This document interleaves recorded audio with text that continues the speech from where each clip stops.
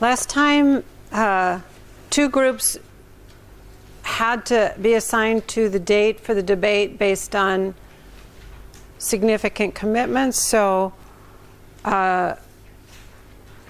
group 3 is going on Thursday, and group 4 is going on Wednesday. Now, do other groups have any significant requirements for when they present? We want to present on Thursday. Does anybody want to present on Wednesday? Group 1? Can I borrow a pen because I left mine somewhere? Okay. Group 1 is going to go Wednesday. Group 6 on Wednesday. Group 6 on Wednesday.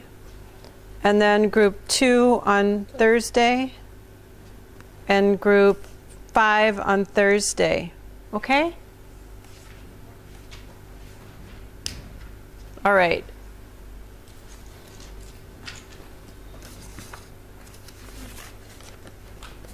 Good. Then everybody got what they wanted. Okay. So, does anybody have questions from the last meeting that they want to cover? Okay. Oh, one more thing. I need to know who's the master's students that are getting credit for this course in their, I think they're taking parasitology and they're getting credit for it. What's your name? Shilpi? Over here. You have somebody in your group? Yeah. Bapi was there. Bapi? Yeah. Okay, well hopefully they'll show up. If they want to get credit, they should be coming. All right. So today we're going to talk about diarrheal disease and malnutrition. And I think in the middle we'll have our group meeting so you can work a little bit on your debates and your outlines for the debates. Hopefully you had a chance to do some reading over the weekend to get concepts in your mind sorted out. Okay, so diarrheal diseases are incredibly important, maybe the second largest cause of childhood deaths after respiratory infections. And like respiratory infections, diarrhea is caused by many different pathogens, and you read about them in your reading. So I'll just show you this. On the left, this is another one of those mortality graphs. This is deaths, and by age, different causes and different colors. And so this light yellow here are the deaths due to diarrheal disease. And what you can see is there's a preponderance of them here in this age group that's two months. Something is expanded here. This is the bright yellow rather than the light yellow. The importance of diarrheal disease as a killer in under 5-year-old kids. This light color is lower respiratory infections, which are the other really big killer in little kids. So different countries have different impacts of diarrheal disease. So this map shows you the countries with disproportionate impact as being the darker countries. So we can see in Central Africa and India have major contribution of diarrheal diseases to the burden of death in kids. And this is despite the fact that we have a simple solution for treating kids with diarrheal disease. Simple and cheap. We talked about the Millennium Development Goals. So one of the Millennium Development Goals was to decrease by 50% the proportion of population without sanitation. So this is directly linked to diarrheal disease because it's pretty much carried by the oral fecal route. This graphic just shows, this image just shows something as simple as this kind of toilet will provide protection to the family from the spread of feces in the environment. So this is statement, I think, from a few years ago was that 2 out of 3 people in Africa do not even have something that simple that they can use for a toilet. So you don't have to have running water to have a sanitary solution. It is important to have clean drinking water. So we made more progress in that. The goal was to decrease by 50% the proportion of the world's population without access to improved drinking water. And that goal was met. So it went from 24% in 1990 to 11% in 2010. And almost all of the people who don't have access to clean drinking water are living in rural areas. And actually here, these are improved drinking waters, which is kind of meaning a step higher than it just happens to be clean. There's actual process to make sure that it's clean. So when you look at these maps, the colors are different, but you can see sort of the parallel from the previous slide where the countries here with the least access to clean drinking water were the same countries that had a lot of deaths due to diarrheal disease. So India does a bit better on being able to provide clean drinking water than it did in the area of sanitation. So how does diarrhea work? We aren't going to go into the toxins and molecular biology and cell biology of that, because that's not what this course is focusing on. But we will talk a little bit about what happens and how you can treat it. So basically, our fluids are managed during digestion. We secrete a lot of fluids into our gut, like the saliva and the digestive juices are being put from our body into our gut, and then we also get water that we drink and food that we eat, contributing liquids to the body. So we have some protection here that is sort of an innate kind of protection against diarrheal disease. We have, in our saliva, we have an antibacterial enzyme, lysozyme. We have some antibodies that are present in saliva. We have some digestive enzymes. So that's our first barrier. In the stomach, we have a highly acidic environment, so that is also antibacterial. Kills a lot of the bacteria.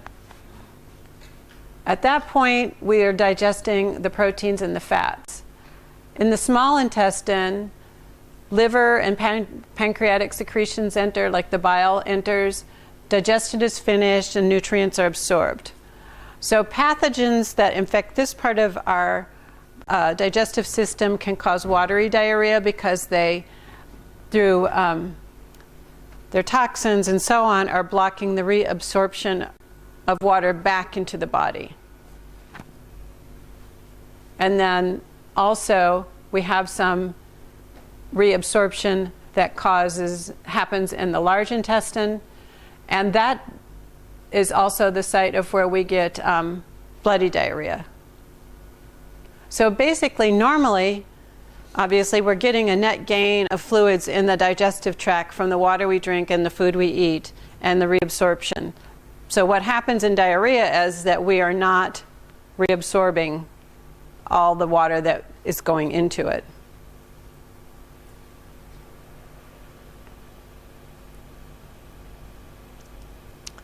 So normally, our body is going to try to maintain our homeostasis within a pretty narrow range of how much water and fluid is in our body. As we have water loss, our kidneys will compensate, so you have less urine produced, but it gets to a point where your kidneys can't compensate for it anymore, and so then you start to have dehydration. Basically, if you have too much water loss, the kidneys aren't compensating, your blood volume is going to start to be reduced, okay? And that decreases your blood pressure because you don't have enough volume to fill all your blood vessels. The blood pressure goes down, that decreases the ability of oxygen to get to your tissues, and then you go into shock. So that's what happens during severe dehydration. We have decreased sodium in the body, heart and respiration are increased. If you have a small amount of water loss, you get fatigue and dizziness. If a higher degree, you're going to start to have delirium, spasms. I mean, you're going to start to be feeling really, really sick. And then over 15% is fatal. So again, through low blood volume, hypovolemic shock, and death. So hypovolemic shock is really like the same thing that will kill you if you bleed a lot as well. So it's the same mechanism ultimately that's going to kill you. So I have a question for you to discuss. Children and infants are particularly susceptible to dehydration following diarrhea. Why do you think that would be? I think you're going to be able to get some of the answers to this, and some of it you won't get. So talk with each other and see what kinds of things you can come up with for reasons why children may be more susceptible to severe consequences of diarrhea. Like we saw in the age graphs, it's mostly little kids that are dying.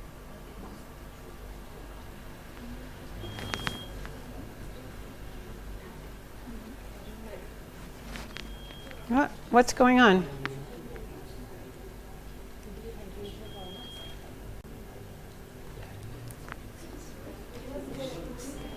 What kind of ideas did you have for why children are more susceptible to dehydration and death? Yes? Because one of the major reasons is that when infants are dehydrated, it is very difficult to trace it, to even know the symptoms that they are really dehydrated. As dehydration symptoms are that the child will not be able to have tears in the eye while crying, or they are not doing, they are not having water intake from outside. It's only the breast milk they are on. Right. So these are issues of why it may be hard to figure out if a child has diarrhea, is dehydrated, but why might they be more likely to become dehydrated? It could be because it could be possible that children are more active and they need more energy, and that would be reabsorbed when they get fluid inside. Okay, so you're on the right track with one of the reasons, which is, she said they have more energy and they're sort of more active. Well, it turns out like their heart rate and their respiration is faster than adults. So they are requiring more water because they're breathing out, water more rapidly. Okay, any other ideas? They also lose water more than adults because excessive loss of water. Yeah, so they lose water when you think, and it's sort of similar to this, what, I forgot your name, Rinky? Rinky said, was that because the volume and the surface area, like we as adults have a certain relationship of our surface area to our size, and children have a larger surface area related to their size, just like a mouse compared to an elephant, for example. And so when they sweat, they have a larger surface area to sweat from than compared to their whole body volume than we do. Okay, so that's a good reason, and I'm going to tell you, unless somebody has another idea, I'll tell you the last reason. Because the water makes up a greater proportion of their body weight. So they require more water in their body to be healthy. So as soon as they start losing it, they're just more sensitive to not having enough water. So these are the three major reasons why kids are more susceptible to diarrhea than adults.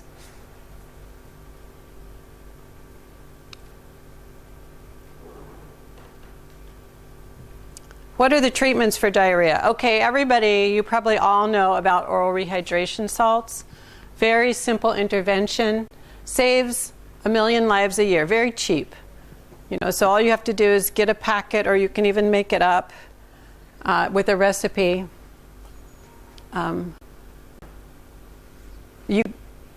You can't just give people water, because then they have an electrolyte imbalance in their body. Okay, so you do have to use these special salts. And then if they have severe dehydration, they need IV fluids. Okay. So when I came to India maybe 10 years ago, I came with my daughter, and she got something bad, GI problem. She ended up, you know, getting into that cycle of vomiting, dehydration, and so on. So we ended up in the hospital with her getting IV, and like as soon as she got the IV, like within 2 hours, completely better. You know, it's really amazing.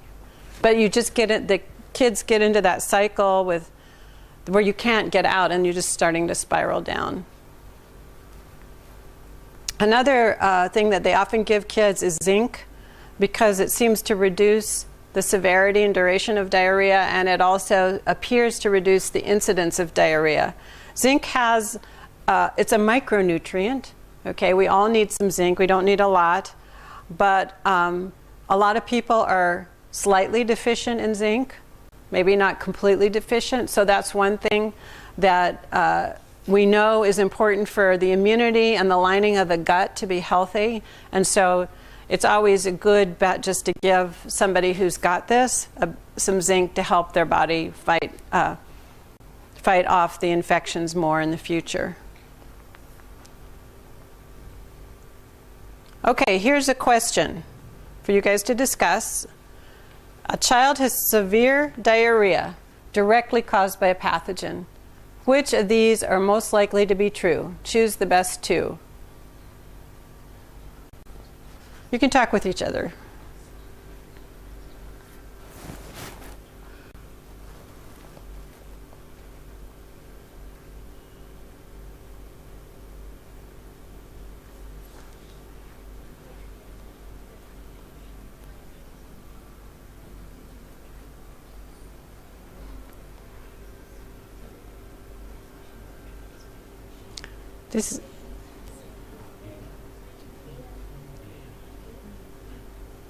Okay.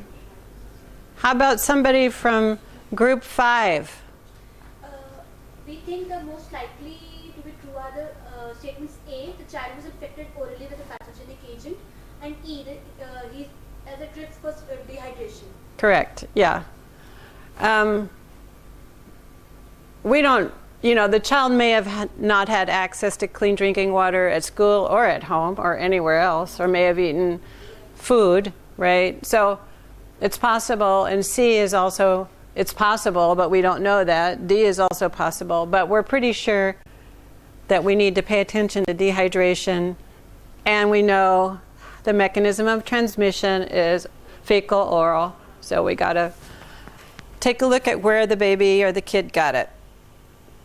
So despite the fact that we have a really good intervention, which is oral rehydration salts, there has been definitely slow uptake, slow progress in oral rehydration. So this graph shows the data for 2000 and 2015, proportion of children with diarrhea receiving oral rehydration therapy.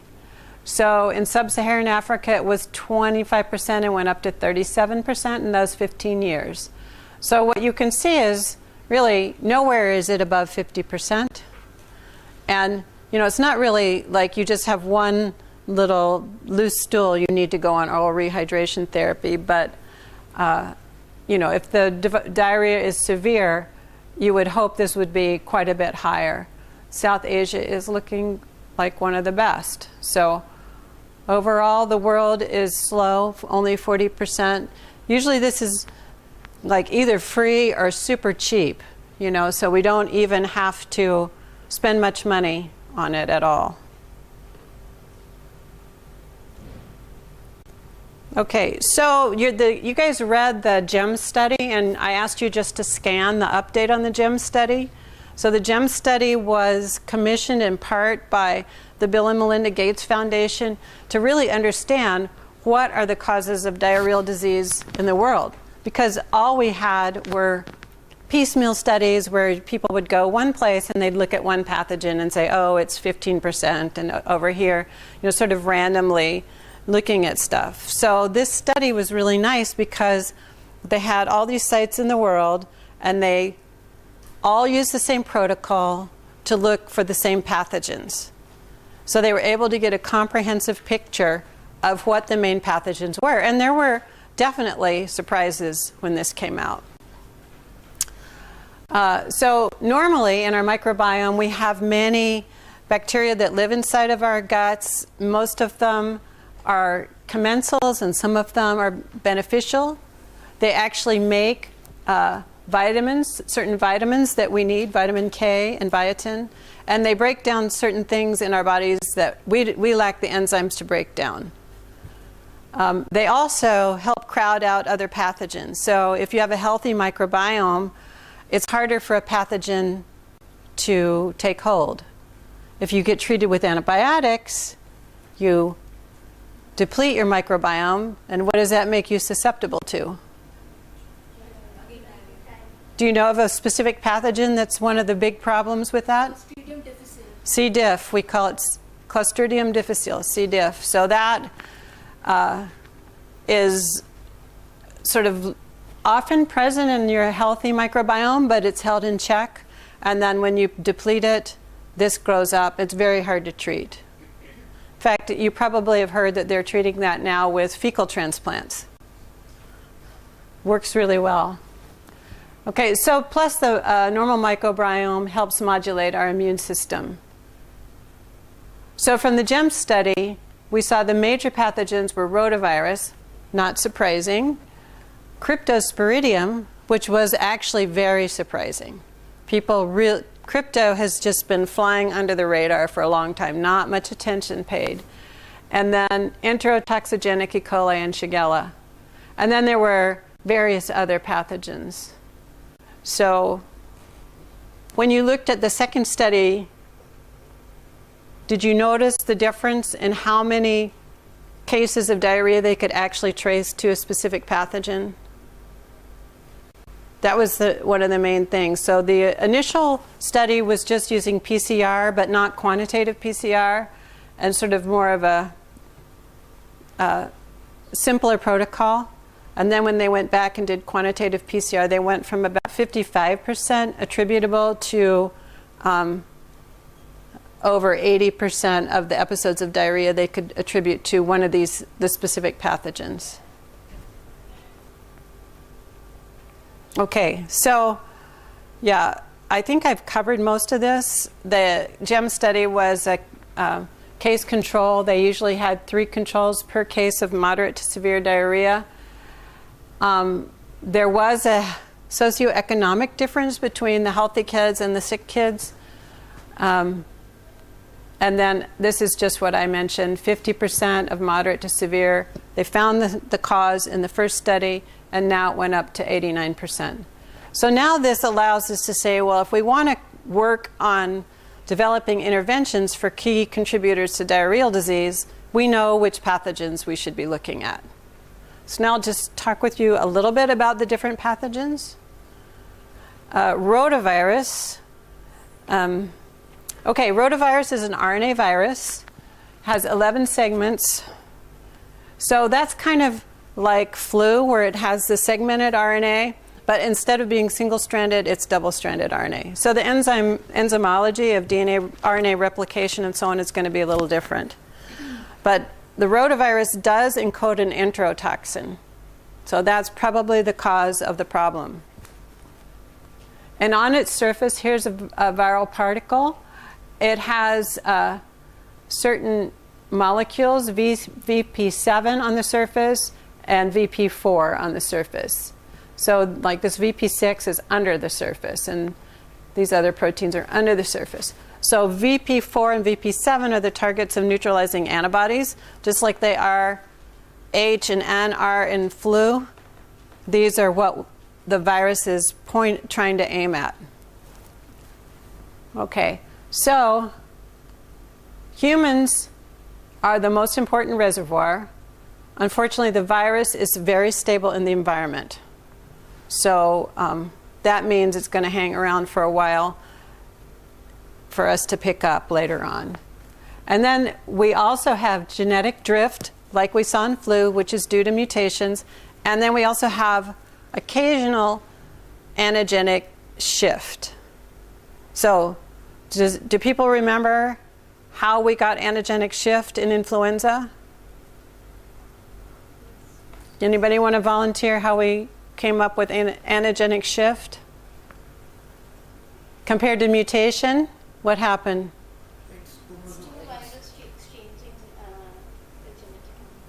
It's assortment, genetic assortment. Right, so when two viruses and different viruses infect the same cell, we get reassortment of the RNAs, or whatever the genome is, and come up with new genotypes. And so here we would be coming up with new genotypes of VP7 and VP4 that aren't as common in the human population to make genetic antigenic shift. But fortunately, we don't have a huge reservoir in animals like we do in flu, where we have the wild bird reservoir. We do have a reservoir in cattle, but and a few other animals, but it just doesn't happen that you get these incursions into the human population as often as we do with flu.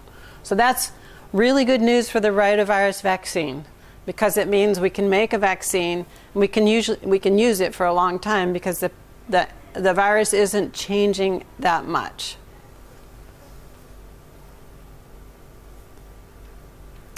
So we do have a bunch of types and subtypes in human, 11 VP7 and 10 VP4.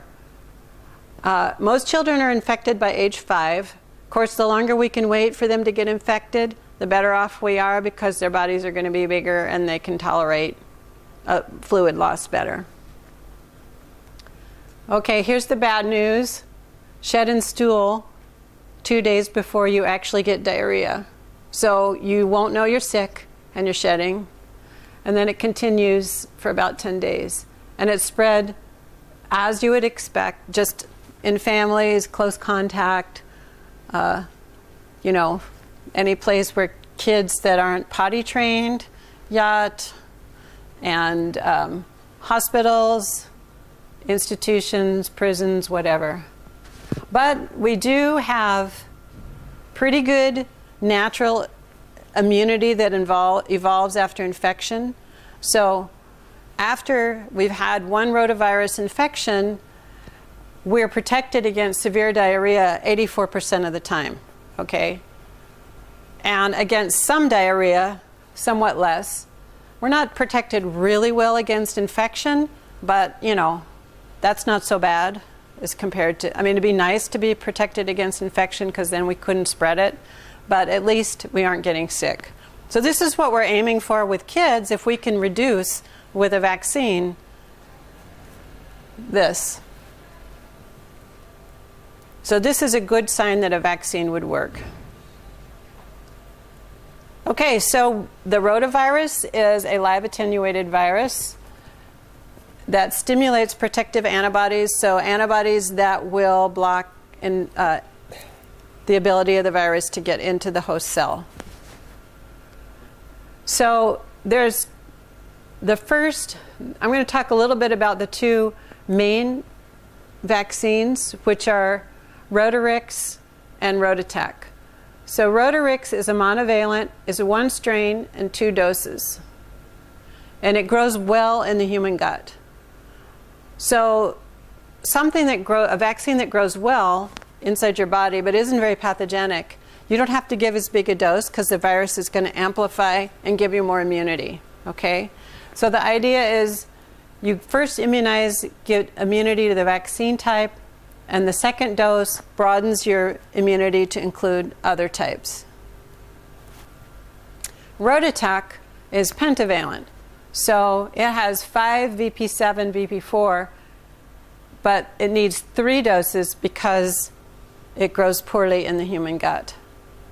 So, you know, they have a different concept underlying why people chose those particular approaches. Like you would think a monovalent wouldn't be as good as a pentavalent, but they balanced it because they have kind of a better infection of the avirulent rotavirus. So kids get vaccinated pretty young because we want to start to get the immunity before, hopefully we start to make them immune so that while they're breastfeeding, they're kind of protected because they're not drinking water and so on. And then by the time they're drinking water and eating more food, they'll have good antibodies. So these vaccines give about 85% efficacy against severe disease. Unclear the role of cell-mediated immunity. Okay, so vaccine virus can be shed and transmitted because these are live viruses and they're coming out in the stool. And if you're immunocompromised, maybe not. Okay, now the rotavirus vaccine hasn't been picked up that much. Only 19% of kids were immunized in 2014. India has its own rotavirus vaccine that came out just a year ago. It's called ROTAVAC. It's live, attenuated, and monovalent, so more like the first vaccine that we talked about, but you need 3 doses. It's a lot cheaper. The clinical trial efficacy was 56% compared to placebo. So they didn't try it in comparison to the currently used rotavirus vaccines. They compared it to placebo. So we don't really know if it's superior or inferior. Even though it has a certain efficacy, you know, the population things are being tested in could also make a difference. So complications, the clinical trials, normally clinical trials are sort of medium-sized, thousands of people, but not hundreds of thousands of people. So they didn't see any serious signs of complications, but historically there's a complication called intussusception, which is when it's a bowel blockage caused by telescoping of the intestine, so it kind of folds up on itself. So that's can be a severe complication. Oftentimes it can be treated by an enema, or sometimes it requires surgery. I think they have told about one cases in India.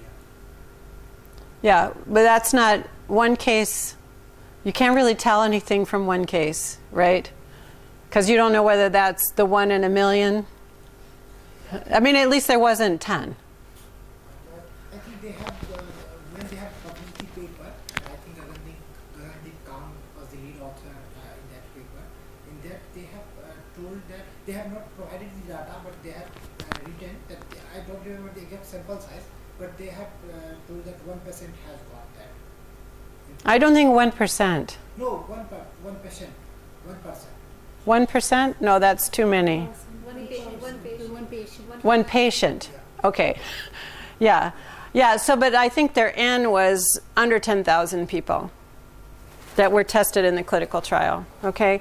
So basically, so years ago, there was the very first rotavirus was called RotaShield.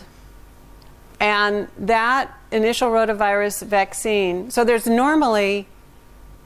sort of naturally occurring intussusception. 1 in 1,000 to 1 in 4,000 kids will get it. So it increased the amount of intussusception from 1 to 2 per 10,000. And the vaccine was withdrawn.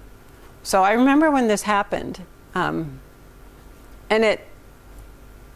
it kind of raised a lot of questions, because what is the benefit of the vaccine versus the risk? Like, you don't want to give that, you don't want any increase if you can help it. And you wouldn't use that in a population where there is good access to clean drinking water and high sanitation, because they're not at risk for severe complications, severe diarrhea, as much as other places. So I don't really know whether that decision saved it, whether it really actually saved lives. I think it was a fairly political decision. So it was withdrawn. Then ROTAVIRUS were discovered, and they have a much lower risk. And in order to get the risk, they had to do post-marketing studies, okay? Because they didn't see any increase, they didn't see anything significant in their clinical trials. But if the risk is low, you don't see it until it's been used in a very large population. So in fact, what they think is that it's about 1.5 per 100,000 more cases. So our normal background is 1 to 4 in 1,000. So the increased risk is very low. ROTAVAC has not been out very long, so there are no post-marketing studies that I've seen yet. So I imagine they're hoping to do those. All right. Here's a discussion question for you. How should rotavirus vaccination be handled if baby or a family member is HIV positive? What aspects would you need to consider if you were the clinician advising this family? Okay? So talk with each other and then we'll see what we come up with.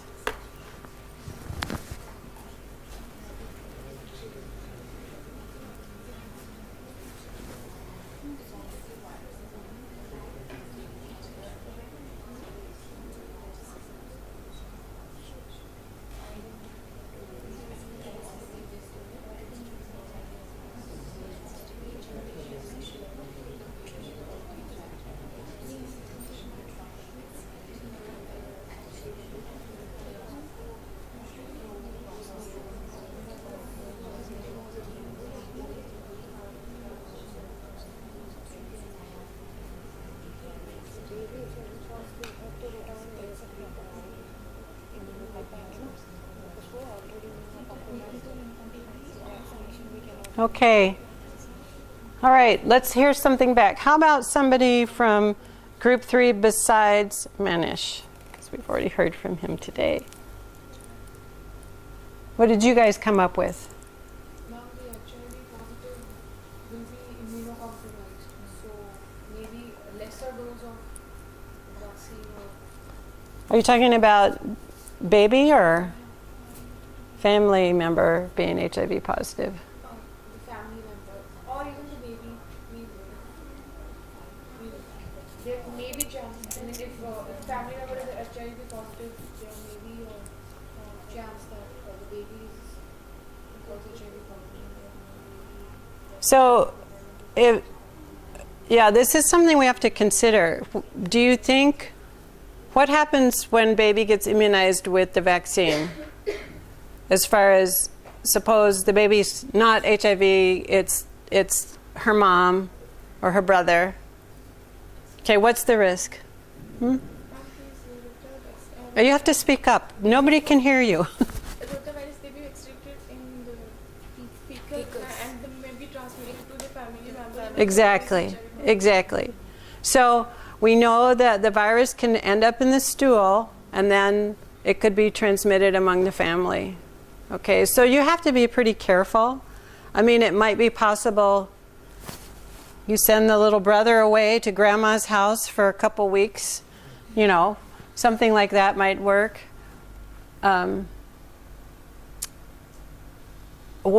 Another thing I would consider, and I'm not a clinician, so I can't really say for sure, but if the HIV positive person was being treated with antiretrovirals, then probably the risk is quite a bit lower that anything bad would happen because their immune system is fine. Another thing, you know, just remember what we learned in the HIV positive, that many people who are HIV positive don't even know they're HIV positive, right?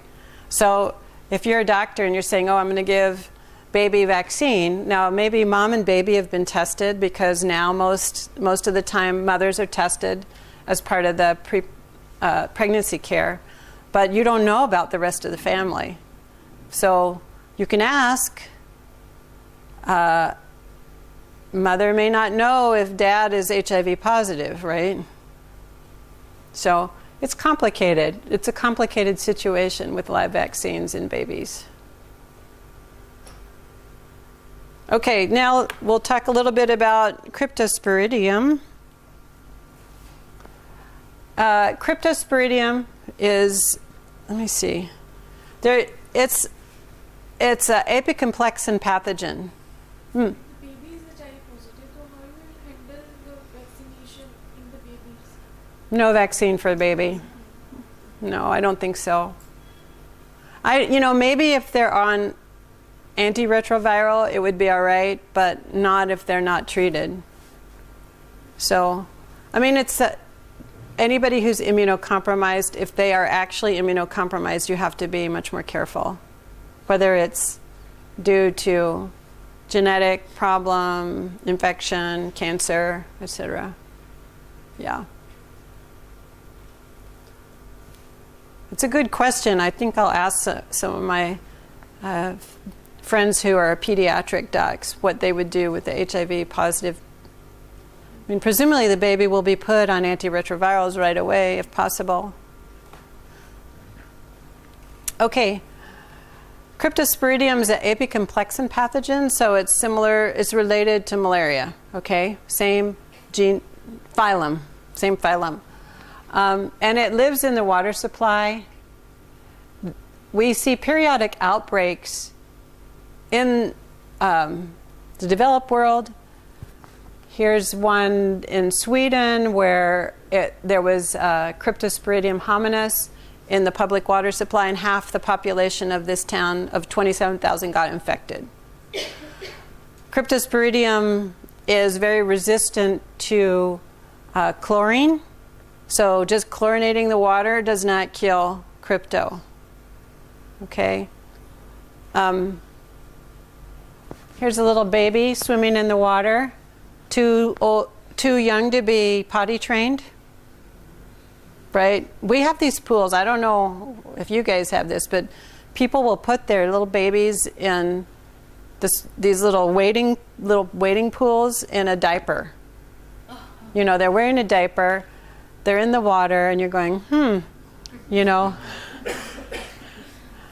So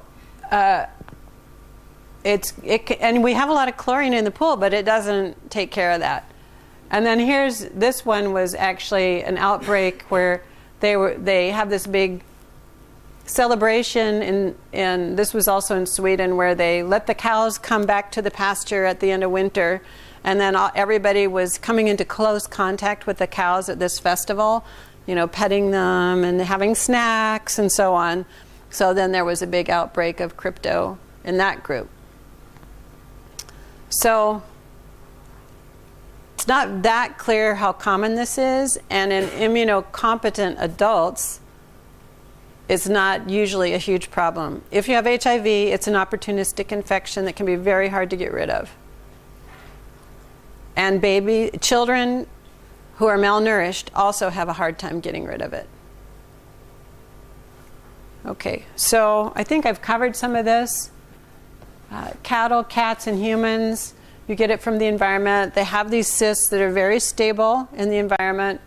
It's self-limiting normally. The anti-parasite treatment is not very good. And it's really a hard bug to study because we can't grow it in continuous culture. So you have to go out and you can actually buy now, samples of cow poop where they've got the oocysts kind of pulled out a bit, and beginning to do some genetic studies. So basically, if a person is HIV positive, the best way to get rid of this is to treat their AIDS. Give them antiretrovirals. With malnourished kids, it's going to be a little bit harder because you have to increase their immunity by helping their diet, as well as trying to give them drugs which don't work very well. E. coli, enterotoxigenic. We have a lot of E. coli in us. Most of it is not really problematic. But this enterotoxic E. coli was one of the main pathogens in the study. No vaccine, couple enterotoxins, and then it will resolve in 3 days to 3 weeks. And then in this case, the toxins and the virulence factors, which are adhesins that allow the E. coli to stick to the gut and not be flushed out, are encoded on a plasmid. So that plasmid can be given to other bacteria in the gut. So I think most of you know what plasmids are by this point. So I'm not going to go through this, but they can donate them to other E. coli, for example. Okay, what's the Indian situation? According to Lancet, there's about 100,000 deaths a year due to diarrhea in kids. You all probably, you know about this Swachh Bharat, right? So launched in 2014, and my impression is that there were programs before as well. Okay, so now it's with a new prime minister. It's a different, somewhat different program with a new name, and you know, maybe more going on. I'm not really sure. So this aims to end open defecation, which means you just go out in the field or wherever, not in a toilet, not in a pit toilet, not in a flush toilet. So they're trying to build private and community toilets. There's also emphasis on solid waste management. And then in, especially in rural areas, cultural and community practices that are not supporting the use of toilets. So I just saw this, well, found this article from August that only 17 out of 686 districts are now reported as open defecation free. I also read somewhere that 3 states were open defecation free. So I don't know how that numbers, that's like fuzzy math. But over half of the rural population still uses open defecation. Okay, so here, I mean, just since I've been in India, I've been watching for some news, and then I did a little search. So, okay, so this one I saw, this came out while I was here, where people had these toilets installed, but they were supposed to have running water, which I think they may have had the water, but they didn't have any septic place to put the stuff that came out. Okay, so what comes out of the toilet has to either go into the sewage main or into a septic field where it, you know, can become detoxified, you know. So they built the toilets, but they did not build the septic field. So those people said, well, we've got this little place, why don't we make it into a shop? So they did. Okay. Okay, here's another one. Teachers and professors are supposed to be leaders, right? So evidently in Jharkhand, the teachers were required to pose for selfies with their toilets. And they did it. They sent it in, I guess. Here, Muslim clerics in 3 states have said no toilet, no nikah. So in these states, the clerics have said they're not going to come perform weddings in houses that don't have toilets. It said you should have a clean body and a clean mind. And they want to expand that beyond those 3 states. They think they'll be able to do it. And here's another one. No toilet, no bride. So this women's group is saying 1,200 villagers in 110 villages across these same states are following this. I didn't put the rest of this here, but it's kind of like, we're not marrying you unless you give us a toilet. So that's good. It's good to keep the pressure up. So I have some videos on open defecation in India, but I don't think we have time to show them. But I would still really recommend you to watch these videos. I mean, I know that we're going to talk about some of this stuff in the discussion about malnutrition and ways to intervene for malnutrition. But I show this to my undergrads, part of this video, which talks about, it's like this bus goes on the tour of India and meets people in different places and interviews them about the problems, and has some cultural stuff in there about how it may not be part of what your family does, and so your mom doesn't say, go use the toilet. She says, go out there. Also, agencies and donors often like to give buildings and equipment, but they don't really like to pay for maintenance or, ongoing stuff. So you often can find places, not just with toilets, but with any kind of donation. You might find they gave a nice cell sorter. You got one from the Bill and Melinda Gates Foundation or some other foundation, but they don't pay for upkeep. So then eventually what you'll find is that as problems arise, the maintenance can't be continued without the funds, and so it falls into disarray. So there's a lot of examples in this video about toilets being made, but then they aren't going to be used anymore because they're falling apart. And then here's a TED Talk on barriers to implementation in India. All right, skip this. So long-term consequences, if you have chronic diarrhea, kids are not going to grow, okay? They can have some catch-up if you catch them young. This kind of can lead to intestinal inflammation and something that's called environmental interaction. That contributes to stunting, which is less than 2 standard deviations below the WHO standard for height for age, and wasting, which is low weight for height. I'm going to just say a few things about malnutrition. It arises from a complex interaction. Okay, we have infection, inflammation, food security, undernutrition, and all this can start during pregnancy while the baby is in utero.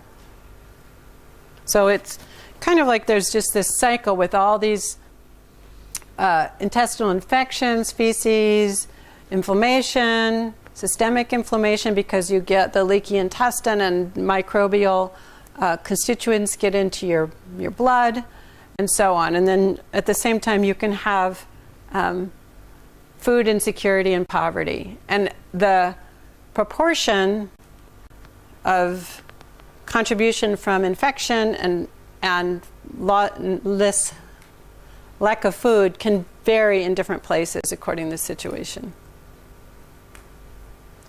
We already talked a little bit about the microbiome and how it helps you give a good microbiome, helps microbiome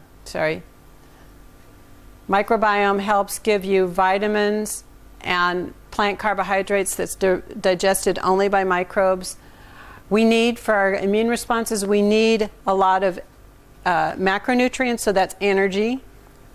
Okay. We get these vitamins from the microbiome, and then we need these micronutrients as well to support immune function. So if you have malnutrition, you'll have decreased immune function, infection's going to be worse, impaired absorption, and so it's like a cycle that will continue. The cost of malnutrition is really high. So here in the world, malnutrition costs $3.5 trillion to the global economy, of which about 2/3 is undernutrition, 2.1. But now we also have the cost of obesity, which is also considered a form of malnutrition. It's just overnutrition, and that's now estimated at 1.4 trillion. So right now we have undernutrition like this and overnutrition like this, but overnutrition is coming up, right? It's becoming more and more important worldwide as countries start to have more resources for per capita income goes up, empty calories are cheap, and people don't have time to cook, and so they gain weight. Severe acute malnutrition, which was previously called protein energy malnutrition, is low weight for height. So those kids have visible wasting. So here's a baby. Actually, this is not a baby, it's a 2-year-old. Looks like a 1-year-old, really, with severe acute malnutrition. She weighed 4.75 kilograms.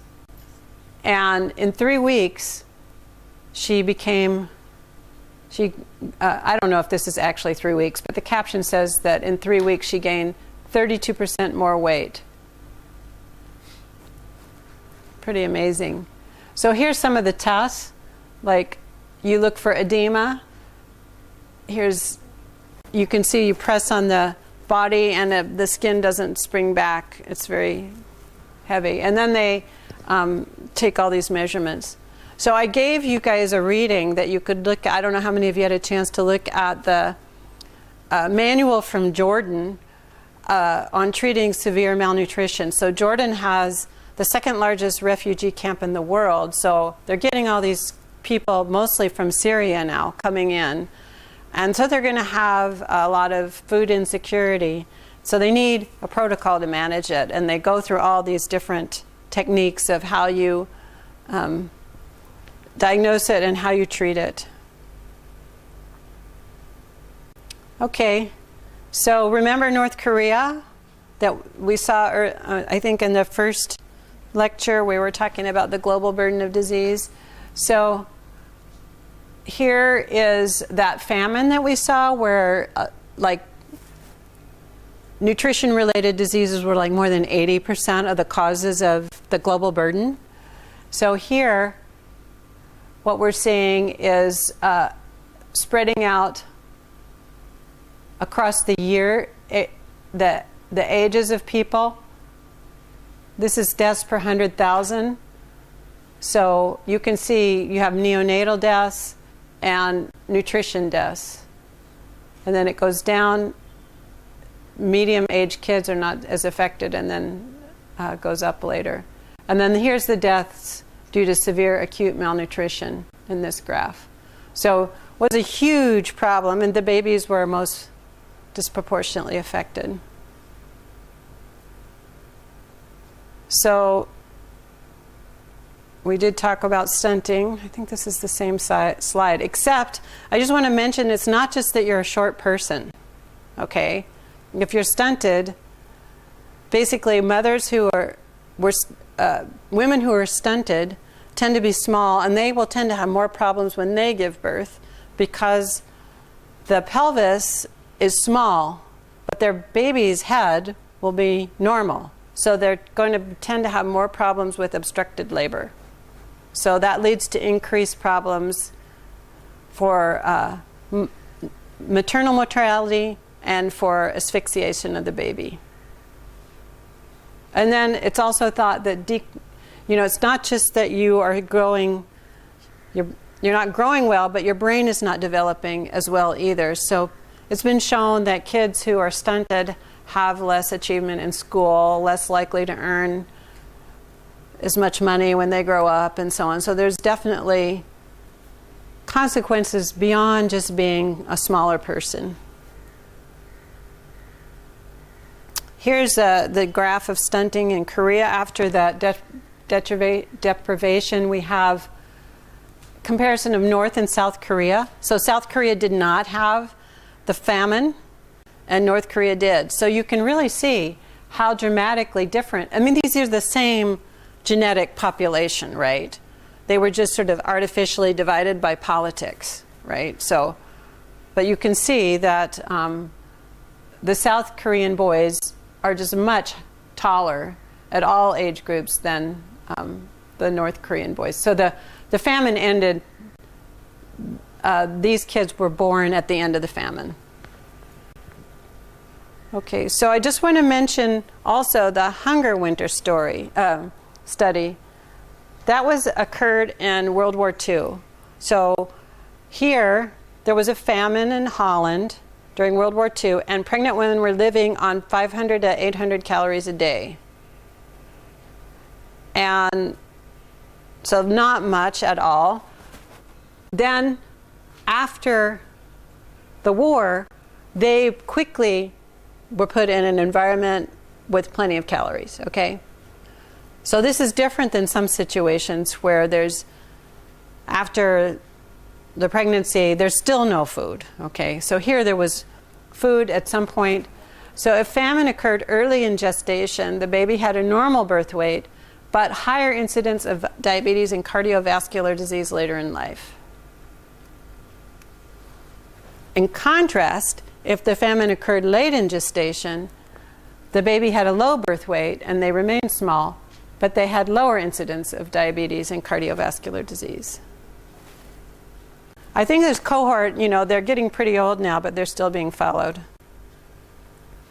So basically the hypothesis is that a lot of what's going on with these later effects are due to epigenetics happening, where your body is really trying to anticipate what your environment's going to be and epigenetically tag your genes for the expression for that environment, which doesn't always happen as predicted.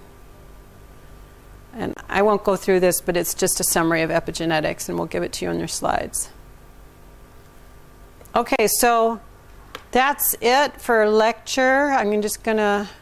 Does anybody have questions before we move on?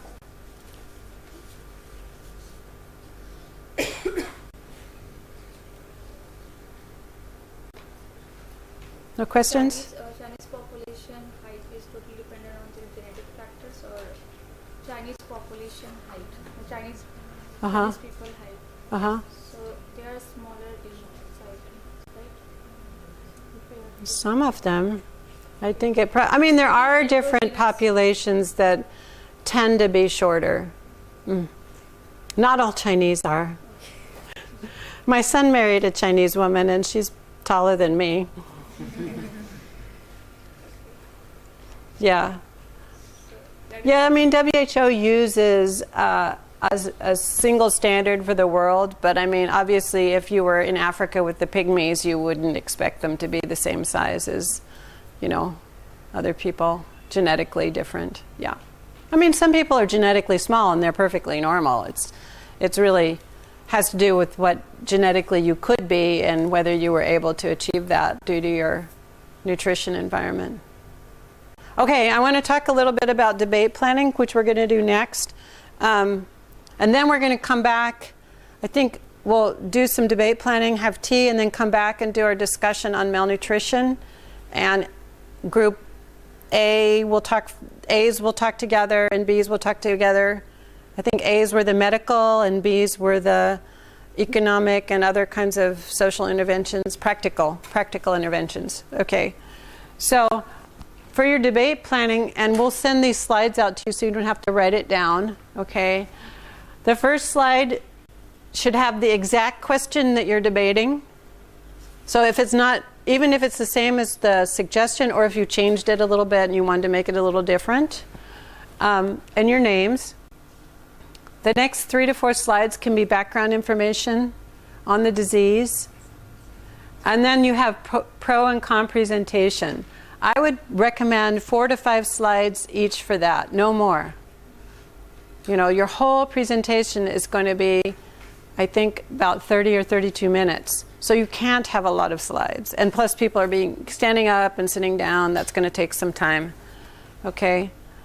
Pro and con rebuttal, 2 slides max. On the summary, 1 slide. Okay? I would recommend you use simple slides. People sometimes tend to put a lot of information on the slide, but then it's just confusing.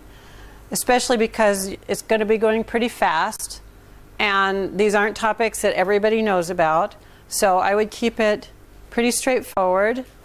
Don't put in like a whole bunch of technical details and lots of ELISAs and Western blots and everything. Like when you're doing a scientific talk, you want to show every single piece of data you have.